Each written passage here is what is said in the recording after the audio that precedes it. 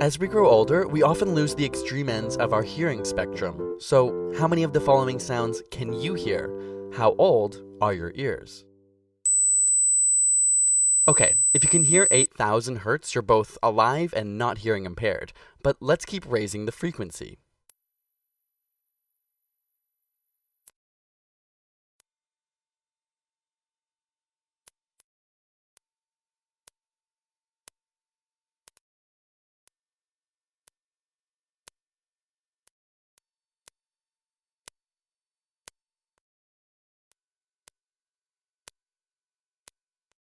How high could you hear? If you could hear all of those frequencies, you're probably under 20 years old, but that won't last forever. Unlike other organs such as the liver or skin, the inner ear does not have the capacity to regenerate. In your ear, there are thousands of tiny nerve cells called hair cells. These are responsible for picking up different frequencies and sending the signal to the brain where it's processed. But as you age, the continual exposure to noise and loud sounds can break, bend, and destroy these cells.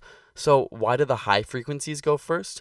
It turns out that the hairs tuned to high pitches are the first to encounter sound waves. As a result, they experience more stress and tend to degenerate earlier, which is why the older you are, the harder it is to hear high pitches. Got a burning question you want answered? Ask it in the comments or on Facebook and Twitter, and subscribe for more weekly science videos.